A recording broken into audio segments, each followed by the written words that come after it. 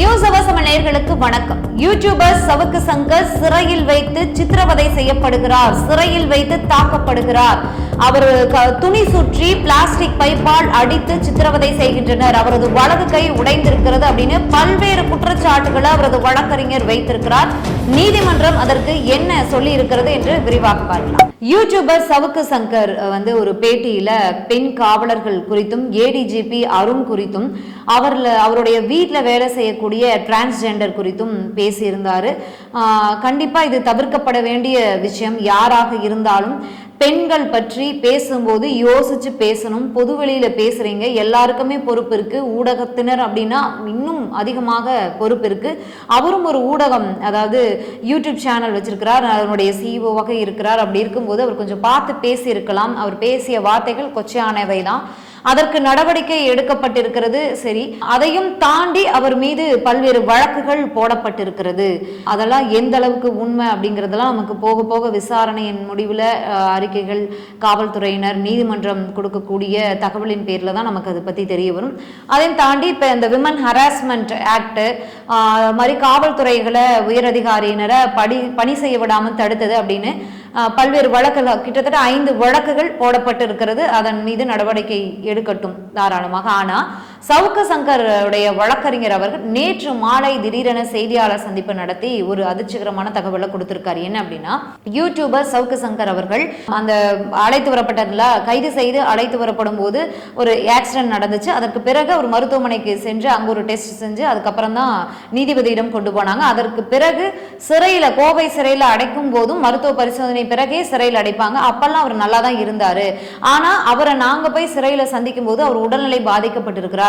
வெளியில தெரியக்கூடாது, அடிச்சது வெளியில தெரியக்கூடாது அப்படிங்கிறதுக்காக சிறைத்துறை காவலர்கள் துணியை சுற்றி பிளாஸ்டிக் பைப்பால அடிச்சிருக்காங்க. அவருடைய வலது கை உடைந்திருக்கிறது, எலும்பு முறிவு ஏற்பட்டிருக்கிறது. ஆனா அவருக்கு எந்த ட்ரீட்மெண்ட்டுமே தரல. சிறையிலேயே வைத்து அவரை பெயின் கில்லர் மாத்திரைகள் நிறைய போட வற்புறுத்திருக்காங்க அப்படின்ற மாதிரி பல்வேறு தகவல்களை, ஒரு எக்ஸ்ரே கூட எடுக்கல அப்படின்ற மாதிரி தகவல்களை செய்தியாளர் சந்திப்பில் சொல்லியிருந்தாரு. இது மிக பேசுபொருளாகி இருந்தது.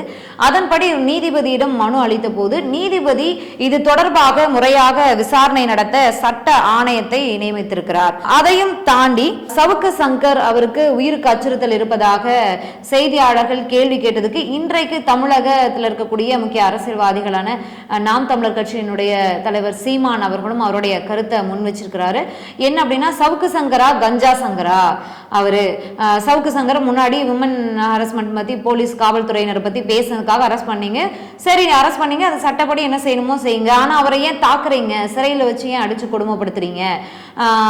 கஞ்சாவை கொண்டு வந்து சேர்க்குறீங்க? இதெல்லாம் அதிகப்படி, இதெல்லாம் வாய்ப்பு கம்மின்ற மாதிரி தான் அவர் முன் வச்சிருக்காரு. நேரடியாக சந்திக்கணும் எல்லாத்தையுமே அப்படிங்கிறது தான் அவர் முன் வச்சிருக்காரு. அதிமுகவின் பொதுச் செயலாளர் எடப்பாடி திமுகவுடைய அவலங்களை எல்லாம் அவர் எடுத்து பேசுவதால அவர் மீது இந்த நடவடிக்கை எடுக்கப்பட்டிருக்கிறது. காழ்ப்புணர்ச்சி காரணமாக அவர் இந்த மாதிரி சிறையில வச்சு தாக்குவது, கொடுமைப்படுத்துவதெல்லாம் மிகவும் தவறு, கண்டிக்கத்தக்கது அப்படின்னு சொல்லியிருக்காங்க. அதிமுகவை சேர்ந்த சசிகலா இருக்காங்க இல்லையா, அவங்களுமே ஒரு அறிக்கையை வெளியிட்டிருக்காங்க. அதாவது பத்திரிகையாளர் சவுக்கு சங்கர் சிறையில் வைத்து தாக்கப்படுவதாக வரும் செய்திகள் கண்டனத்துக்குரியது, இது திமுகவின் அராஜகம் அப்படிங்கிற மாதிரியான கருத்துக்களை அவங்களுமே முன் வச்சிருக்காங்க.